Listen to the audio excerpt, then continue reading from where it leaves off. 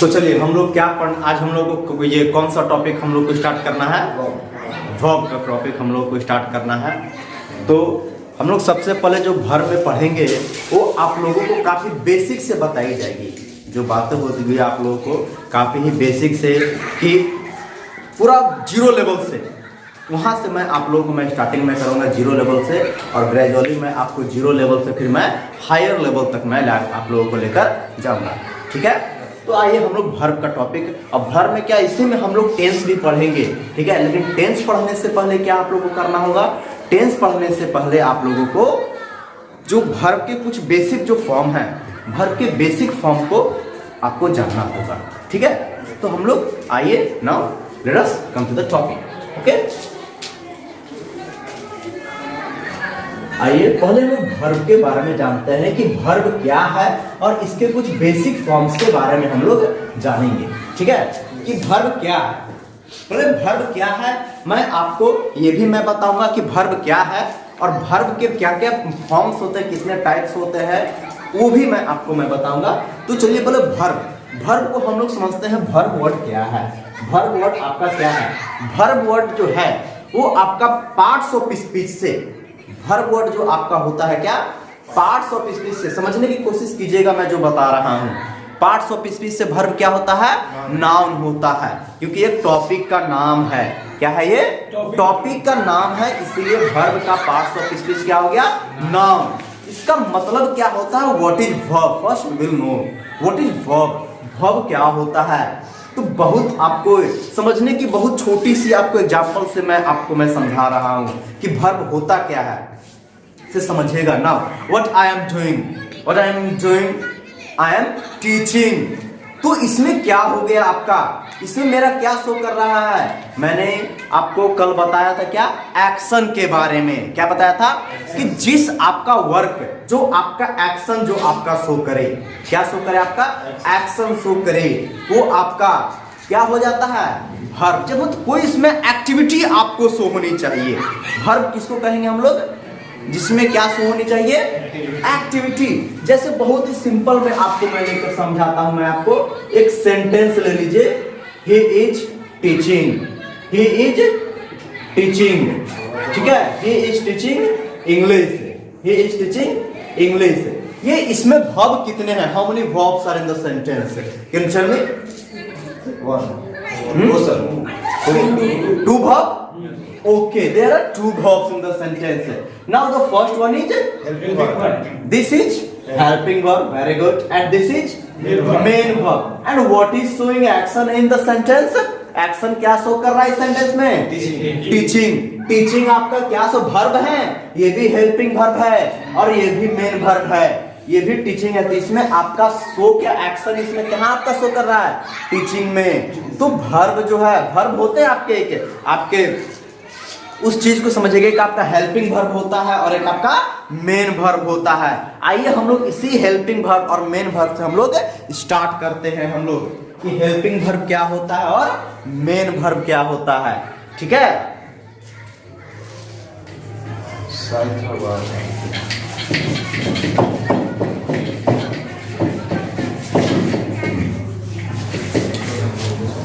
तो चलिए हम लोग स्टार्ट करते हैं। आपका वर्ब्स कितने होते हैं? First verb is helping verb, first one is helping verb and the second one is main verb, second one is main verb.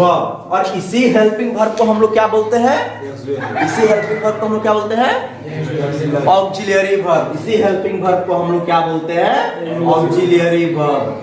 Auxiliary verb, इसी हेल्पिंग वर्ब को बोलते हैं ऑक्सिलियरी वर्ब। का मतलब ही, ऑक्सिलियरी का मतलब भी होता है क्या? हेल्प करना। क्या होता है ऑक्सिलियरी का मतलब? हेल्प करना। और किसकी हेल्प करना? किसकी हेल्प करना? प्रिंसिपल की, यानी कि प्रिंसिपल वर्ब की। मैंने आप लोगों को, इसी को हम लोग कहते हैं क्या? Principal verb. इसी को हम लोग कहते हैं प्रिंसिपल वर्ब कहते हैं। ठीक है, तो आइए रुकिए, इंक मैं डाल लेता हूं।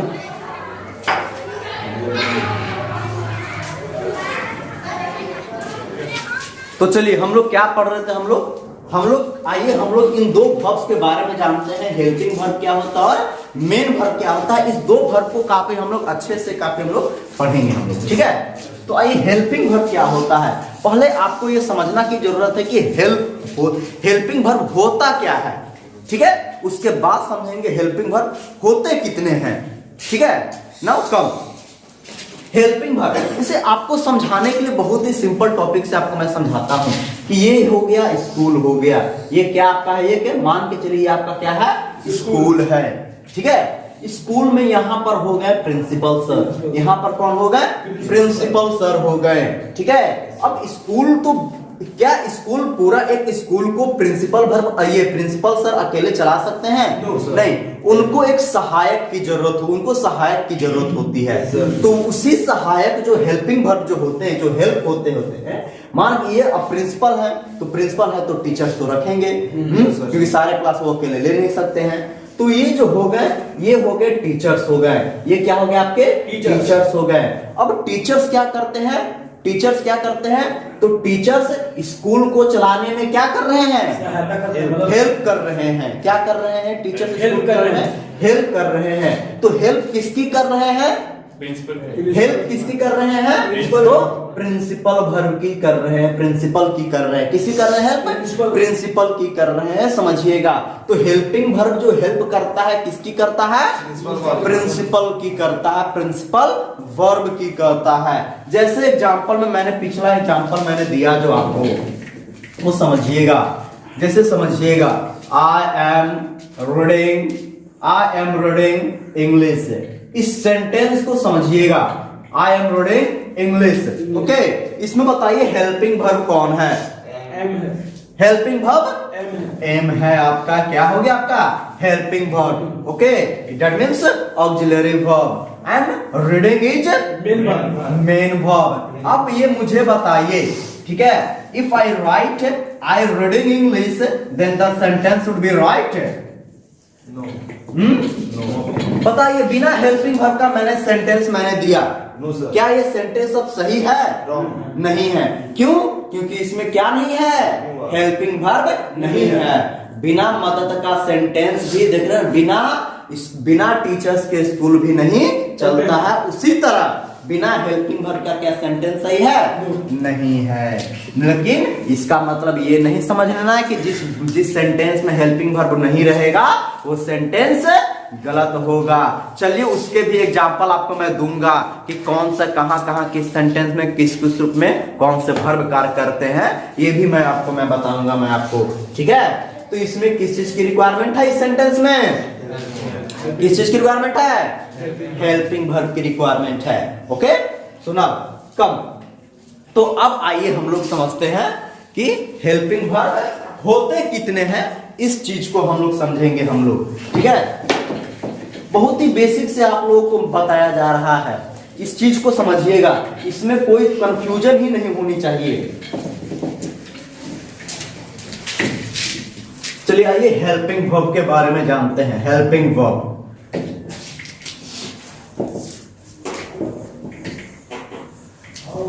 हेल्पिंग वर्ब बताइए क्या क्या होते हैं हेल्पिंग वर्ब, बोलते जाइए। Is, am, are, was, were not were, do, हाँ हैव लिख लीजिए, पहले है लिखिए, has, had, do, does, did. और भी कुछ होते हैं क्या, और कुछ होते हैं नहीं। अब हेल्पिंग वर्ब आपका ये होता है क्या, आपका हेल्पिंग वर्ब। तो ये हेल्पिंग वर्ब मदद किसकी करता है, मेन वर्ब यानी कि प्रिंसिपल वर्ब की ये हेल्पिंग वर्ब मदद करता है, ठीक है।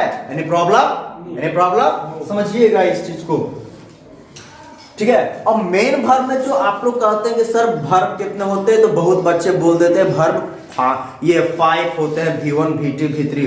वो वर्ब फॉर्म वो मेन वर्ब के फॉर्म होते हैं, किसके फॉर्म होते हैं, मेन वर्ब के फॉर्म होते हैं। वो 8, 8, eaten, eating, eats, वो क्या हो गए आपके ये मेन वर्ब हो गया आपका। जैसे इस सेंटेंस में देखिए ना आप, इस सेंटेंस में I am eating a mango, इस सेंटेंस को देखिए आप। ये सेंटेंस में मेन, इसमें बताइए कितने वर्ब? कितने वर्ब? दो वर्ब। कौन कौन? हेल्पिंग वर्ब और मेन वर्ब। तो ये मेन वर्ब का फॉर्म में कौन सा फॉर्म है? ये मेन वर्ब का वर्ब का चौथा रूप है आपका V4 फॉर्म है ये, ठीक है। आई एट अ मैंगो, इसमें बताइए इसमें वर्ब का कौन सा फॉर्म है? मेन वर्ब का। इसमें वर्ब का कौन सा फॉर्म है? मेन वर्ब का कौन सा फॉर्म है? वर्ब का पहला फॉर्म है। ठीक है। तो ये आपका हो गया वर्ब का फर्स्ट फॉर्म है। तो V1 V2 V3 V4 V5 वो किसके फॉर्म हो गए? वो आपके फॉर्म किसके हो जाते हैं? मेन वर्ब के फॉर्म हो जाते हैं। किसके फॉर्म हो जाते हैं? मेन वर्ब के फॉर्म हो जाते हैं, ठीक है। Any problem? No problem. तो चलिए हम लोग आगे अब बढ़ते हैं, ठीक है। इसमें कोई दिक्कत हुआ? एक चीज और, बच्चे जहां अक्सर बच्चे कंफ्यूज, मैंने कहा ना कि आप लोगों को बेसिक से मैं बताऊंगा, वो इंक मुझे दीजिएगा। बेसिक से मैं बताऊंगा आप लोगों को कि बहुत बच्चे ये समझ ही नहीं पाते हैं कि कौन वर्ब सिंगुलर होते हैं, कौन वर्ब प्लूरल होते हैं, कौन किस सब्जेक्ट के साथ कौन सा वर्ब का यूज करना है, ये बच्चे नहीं, दे आर कंफ्यूज्ड। ओके, तो चलिए हम लोग अब ये जानते हैं कि कौन से वर्ब होते हैं, तो कौन सा वर्ब किस सब्जेक्ट के साथ लगता है, ठीक है। कौन से वर्ब सिंगुलर होते हैं, कौन से वर्ब प्लूरल होते हैं। ओके, तो now let us know. I, we, you। First आइए आई से ही मैं पहले स्टार्ट करता हूं कि आई के साथ में आई सब्जेक्ट है। What is the parts of speech of I? I, the parts of speech of I is pronoun, personal pronoun. I का पार्ट्स ऑफ स्पीच क्या होता है? पर्सनल प्रोनाउन होता है भाई।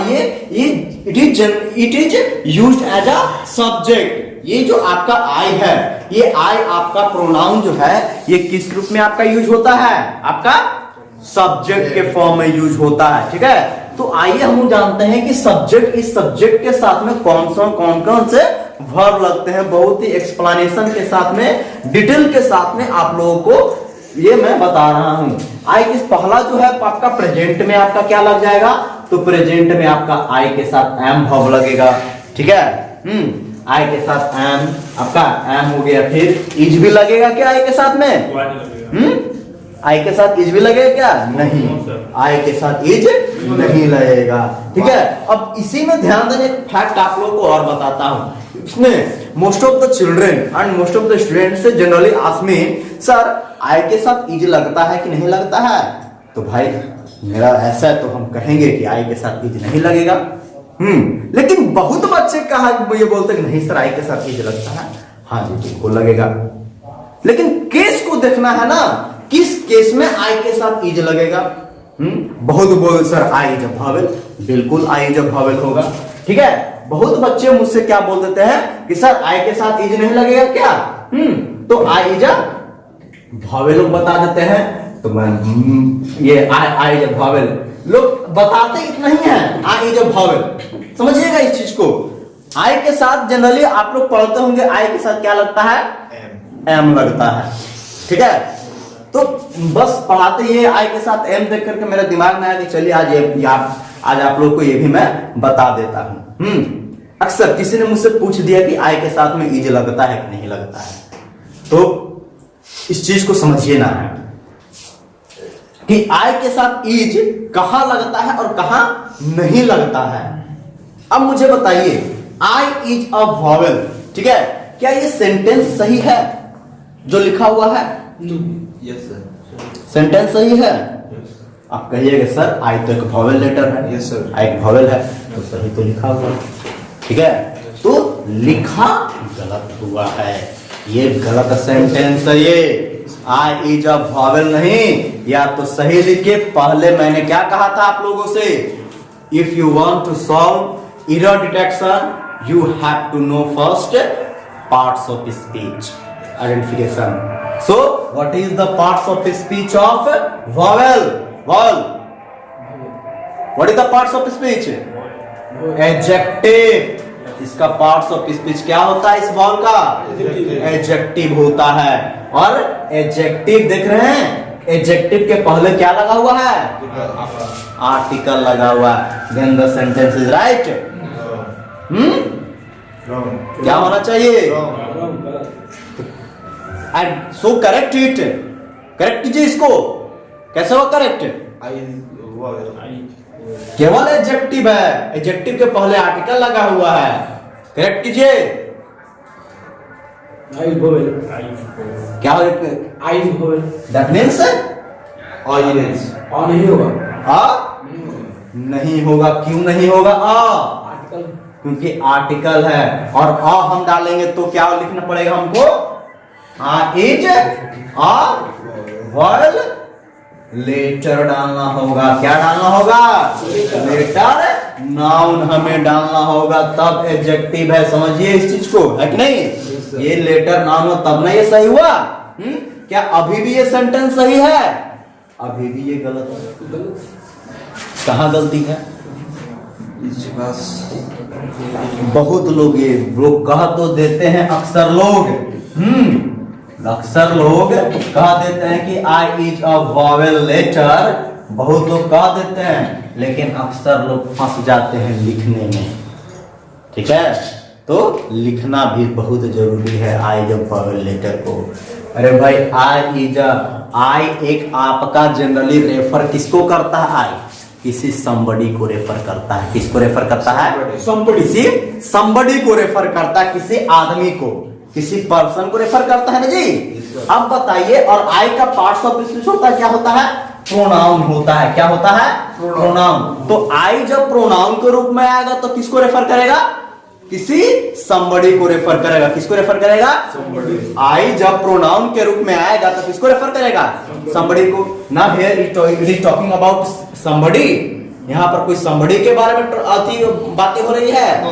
नहीं, एक लेटर के बारे में बात हो रही है। और यहाँ पर ये पार्ट्स ऑफ स्पीच आई का प्रोनाउन नहीं, क्या बन जाता है? क्या बन जाता है? नाउन बनता है। और ये समथिंग है, यहाँ पर कोई somebody, लेटर कोई somebody है क्या? लेटर somebody है यहाँ पर।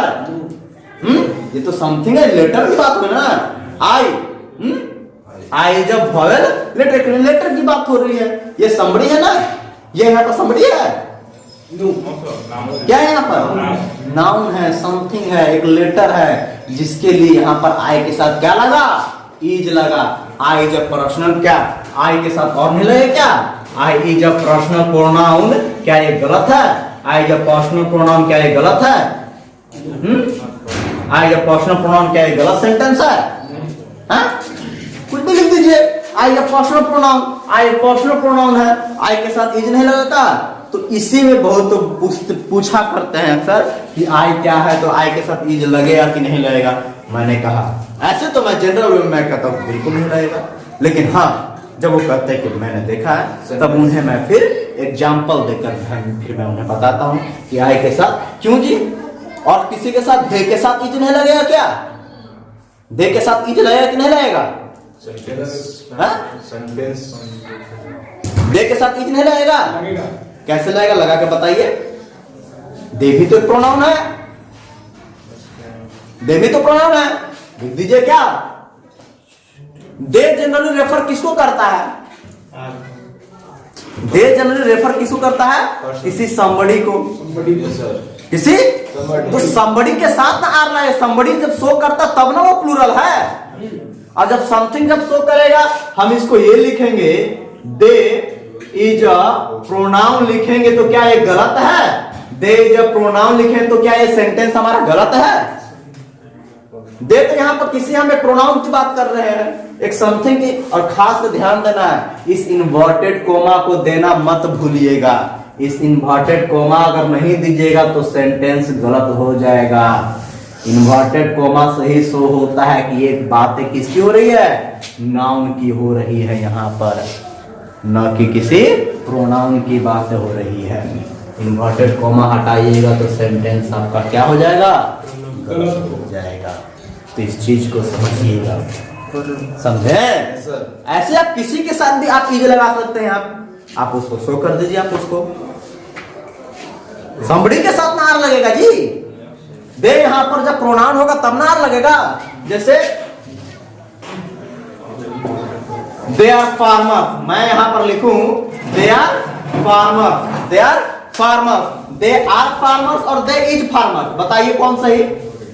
हेलो, दे आर फार्मर्स और they is farmer? They are farmers Chandan, they are farmers और they is farmers? They are, क्यों आर होगा, इज क्यों नहीं होगा? क्योंकि ये किसको रेफर कर रहा है? somebody को रेफर कर रहा है। ये सो यहाँ क्या कर रहा है? प्लूरल है यहाँ पर, ये plural subject, plural verb, simple हो, they are farmers. Any problem? No problem. तो बहुत ही सिंपल लॉजिक है। अब क्या कोई प्रॉब्लम होगी?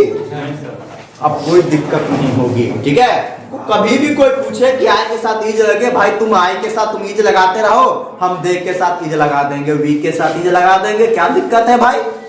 क्या तुम एक ही चीज के साथ तुम इज लगाओ, हम सभी के साथ हम इज लगा देंगे। क्लियर है?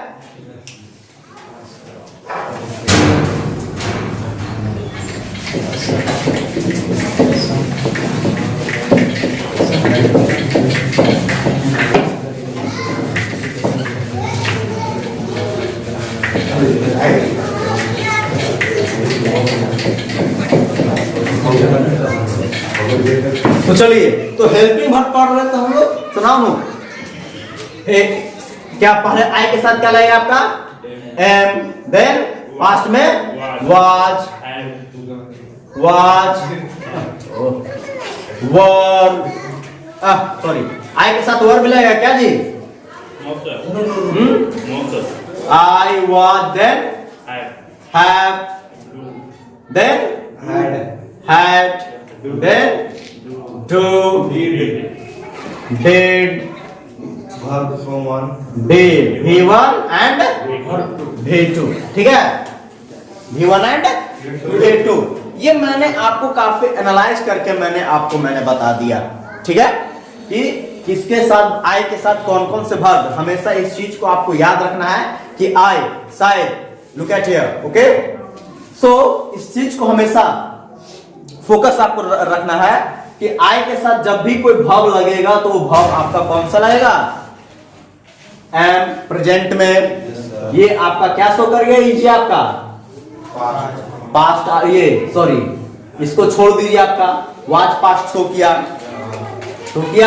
आपका ये पास्ट शो करेगा, आपका सेंटेंस पर डिपेंड करता है आपका क्या है, ये आपका पास्ट शो करेगा, ये आपका बेसिकली जो आपका पास्ट जो शो करेगा वो आपका ये शो करेगा, ये शो करेगा और ये शो करेगा, ठीक है? और बाकी इसको आप यूज कर सकते हैं पास्ट में भी, प्रेजेंट में भी, प्रेजेंट परफेक्ट में भी इस्तेमाल हो सकता है। तो ये क्लियर हो आई के साथ में। अब आइए नेक्स्ट, आई के साथ अब क्या हो गया आपका? वी के साथ भी जानते हैं, वी के साथ क्या लगेगा? देन वी, पास्ट में वर्ब चले जाइए, then have, then had, then do, did, V1 and V2. Any problem? Then you, okay? You are, were, had, do, did, V1, V2, okay? Then he, is, was, has, does, did,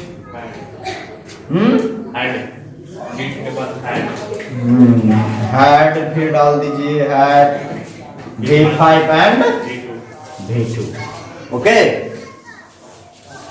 Any problem? दे के साथ आइए, sorry देखिए सी के साथ, she के साथ same condition, he, she, it, and he she it. इन तीनों प्रोनाउन के साथ में सेम वर्ब का आपका यूज होगा आपका, ठीक है, ठीक है। इन तीनों वर्ब के ये तीनों प्रोनाउन। अब आइए दे, आइए दे के साथ क्या आ जाएगा आपका आर आ गया, ठीक है। Then were, then they were, then had, do, did, given and did, ठीक है। ये जनरली बेसिकली आपके इस सब्जेक्ट के साथ में आपके, ये मैंने आपको पूरा तोड़ कर मैंने इसलिए मैंने बताया क्योंकि मैंने देखा है जो बहुत ऐसे बच्चों को मैंने देखा, चाहे सीबीएसई बोर्ड हो चाहे बिहार बोर्ड हो, अक्सर they are confused, okay, which verb will be used with subject, they are confused generally. सो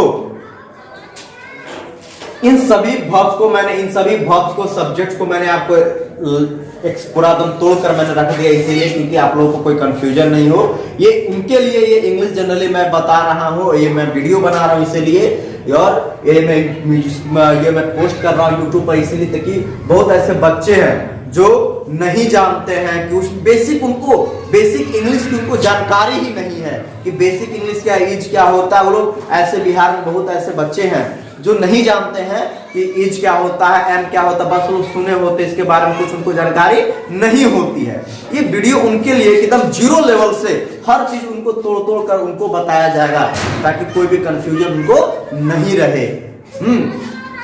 मैंने ये देखा है कि जनरली सीबीएसई बोर्ड में जो 9-10 के जो बच्चे पढ़ रहे हैं, 9-10 में पढ़ तो रहे हैं लेकिन उनको भी ये सब की चीज के उनको बारे में जानकारी नहीं होती है। ऐसे मैंने देखा बहुत को, तो इसीलिए मैंने सोचा कि नहीं, अब सब बच्चों को तोड़ कर इसी तरह मुझे बताना है कि कौन वर्ब आपका सिंगुलर होता है, कौन वर्ब आपका प्लूरल होता है, कौन सब्जेक्ट आपका, दे आपका सब्जेक्ट क्या हो जाता है, आपका दे आपका सब्जेक्ट प्लूरल हो जाता है। ये आपका क्या हो गया, आपका सिंगुलर हो गया, ये आपका हो गया क्या सिंगुलर, ये आपका हो गया, ये आपका, ठीक है, ये आपका सिंगुलर हो गया। यू आपका सिंगुलर भी शो होता है, यू सिंगुलर भी होता है, यू और प्लूरल भी होता है, ठीक है, दोनों केस होते हैं। बशर्ते अब एग्जाम्पल से पता चलेगा कि सिंगुलर कैसे और प्लूरल कहां पर ये होता है। एग्जाम्पल हम लोग देंगे ना तब हम लोग सीखेंगे हम लोग, ठीक है।